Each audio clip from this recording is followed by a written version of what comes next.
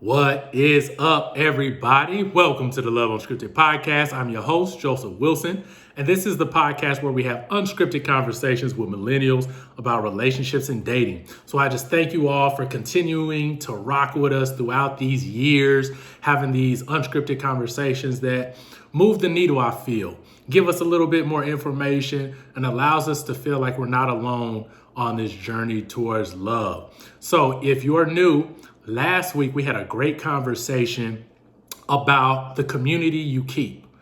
We've often heard people try to do dating and relationships alone and in isolation. And what we found is that doing it by yourself does not always lead to healthy relationships and healthy marriages. So we talked about different ways to identify key people who can benefit you as far as being supporters and being that mirror that you may need to determine whether or not you're going in the right direction when it comes to dating and your relationship. So go ahead, if you want to pause this episode, go back, look at that one, and let us know what you think.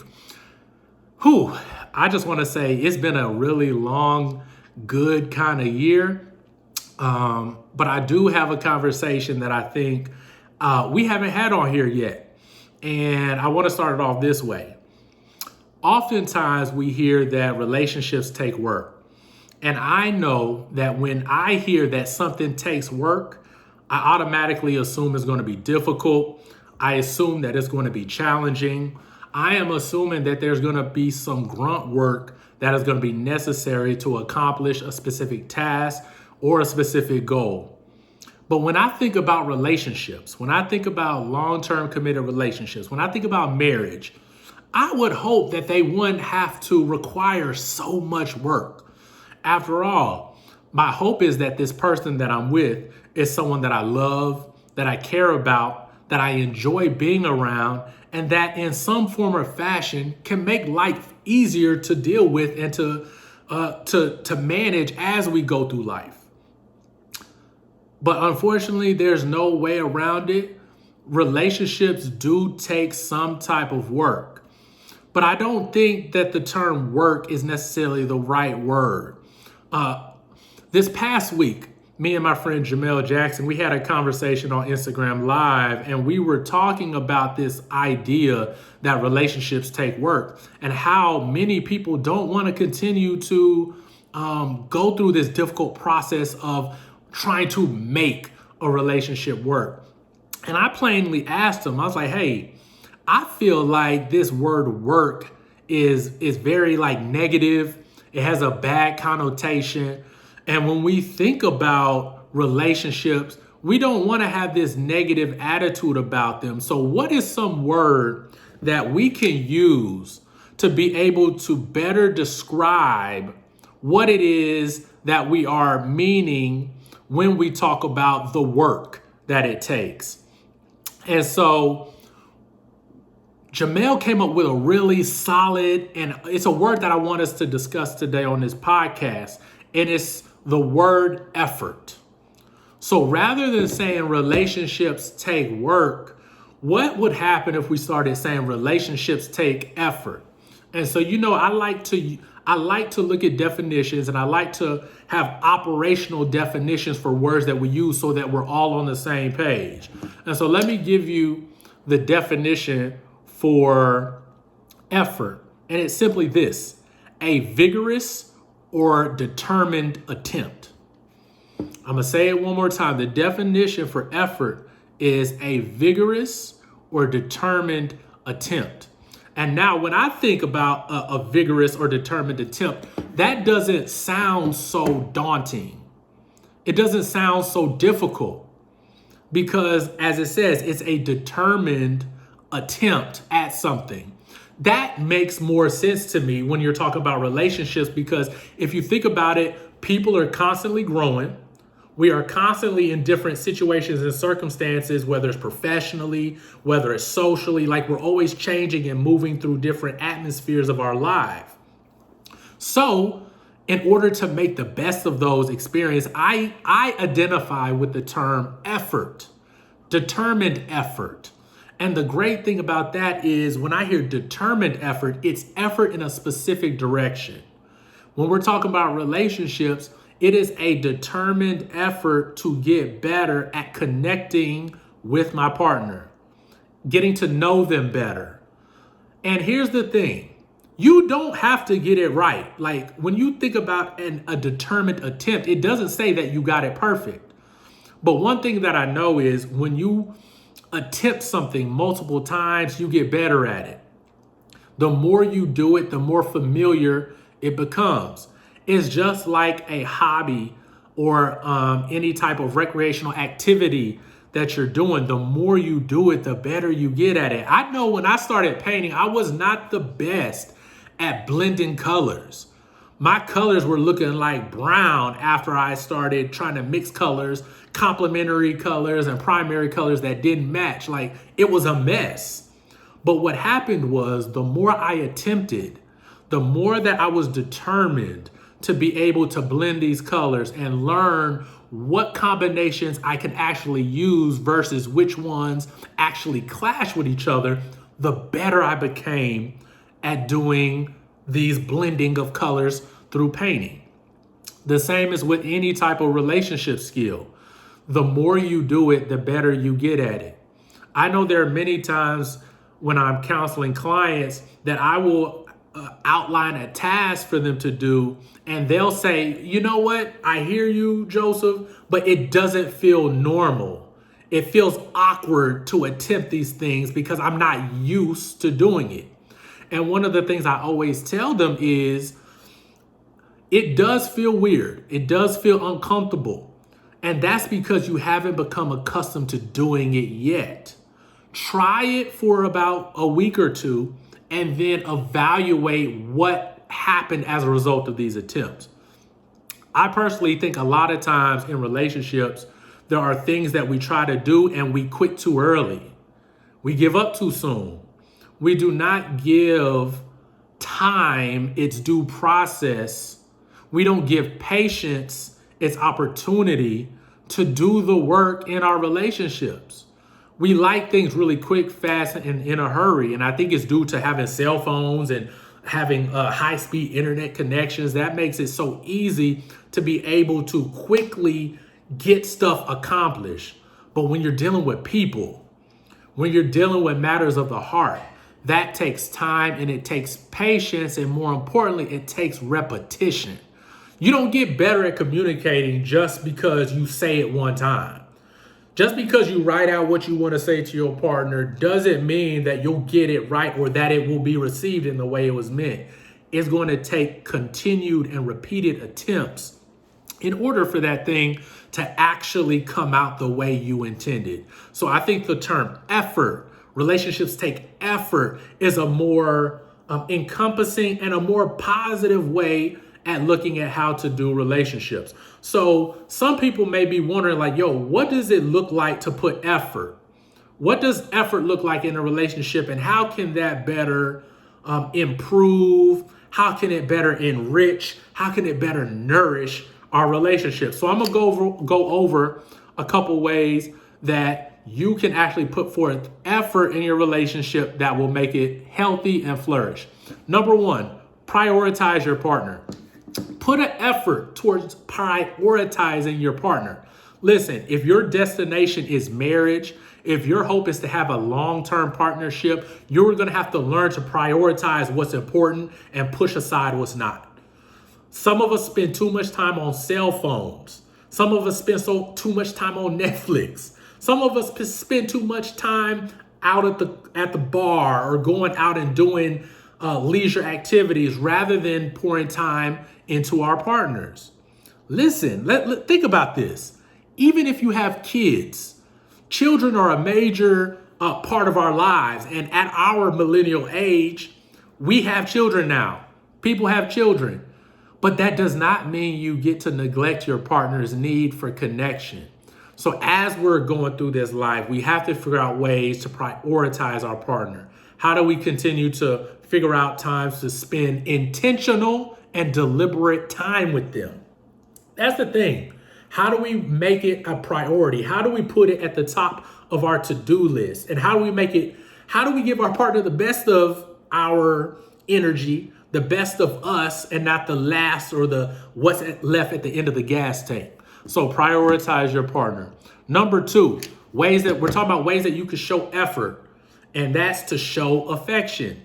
Now, that doesn't always have to be done publicly. It doesn't have to be done or shown on social media. But what ways does your partner receive affection? Is it through physical touch? Is it through kind words? What ways does your partner feel like there is an emotional connection to them? Learn that. Put forth the effort to put a deliberate and intentional and a determined effort to show affection. You won't believe how much of a difference that can make in your relationship when your partner realizes that you're doing this on purpose. This isn't an accident. This isn't something you just threw together. No, you're intentional about showing affection. Sometimes a hug is all we need. Many studies have shown that giving someone a smile increases endorphins in other people, as well as giving them a hug. So putting forth the effort of trying to connect with them can really improve your relationship. So the next thing, when we're talking about effort, I'm going to keep saying that effort. Do things together. Do things together. If you are with this person, listen, you got to like them on some level. Like, you have to enjoy their presence on some type of level, or it doesn't make sense to even be with them. Like, real talk. So if you are going to be with them, be intentional about spending time together. What are some things that you enjoy doing outside of the house that bonds you two together, that allows for connection to happen, for you to continue to learn new things about your partner? That's one of the ways that you really get to know someone better, is to do stuff with them. And a lot of people fall into the trap of, when you're in a committed relationship, when you're in a marriage, you stop trying to learn about your partner. You stop doing that because you're comfortable. When you're comfortable, you stop putting as much effort. And think about it. Our brain does this to us. Our brain tries to figure out what are some ways that we can make life easier. And so if you think you know this person, your brain is going to go on autopilot when it comes to engaging with them. The challenge and the problem that this brings is that in a long-term relationship, if you neglect to learn new things and to spend time with them, you're going to grow further and further apart until you're no longer a couple. You either start becoming roommates, you start to becoming just friends that you just hit up every once in a while to talk about your day. No, spend time with your partner. Figure out what it is you can do with them that bonds you two together, that allows you to continue to grow in your knowledge of that person. And that can just bring fun. Like, what can we bring the fun back in relationships? Like, you don't have to post it, but can we start having fun? Can relationships start being fun again and happy and lighthearted, rather than it being a battlefield that it seems like it's continued to be? All right, so here's another one. Shower your partner with compliments.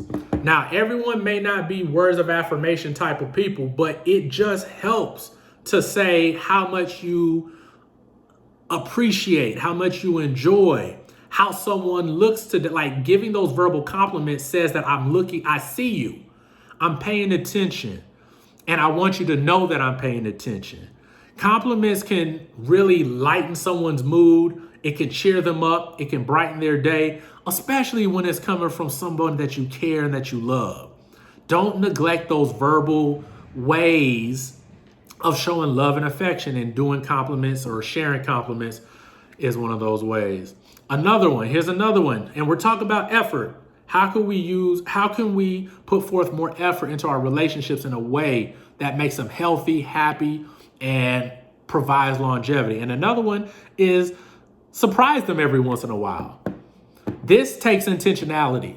To surprise someone really well, you have to have been paying attention to things that they like or things that they have been saying throughout the course of your conversations.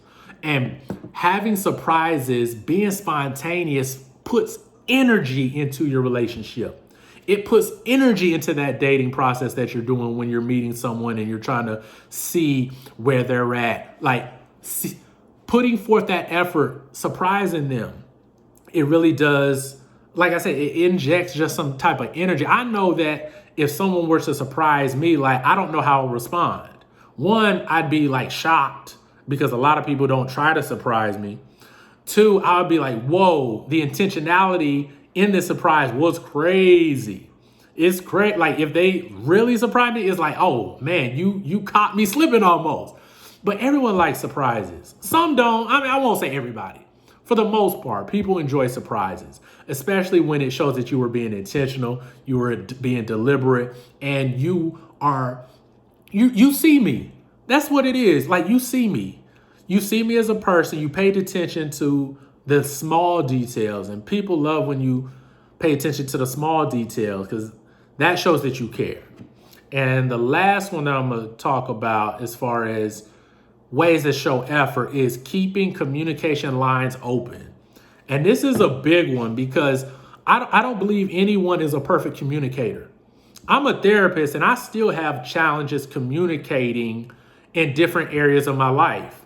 It's something that takes practice. But in relationships, if you are able to keep the lines of communication open, you are definitely going to be able to get through some tough challenges. You'll be able to build and enhance your life in a positive way. We got to talk about, like, we can't always think that communication is for resolving problems. Communication is also for enhancing and boosting and loving each other even more.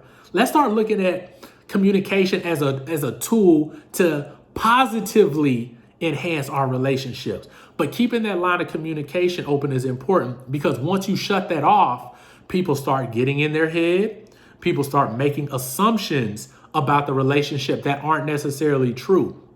And I do want to talk about a small little piece of when we're talking about like keeping the lines of communication open.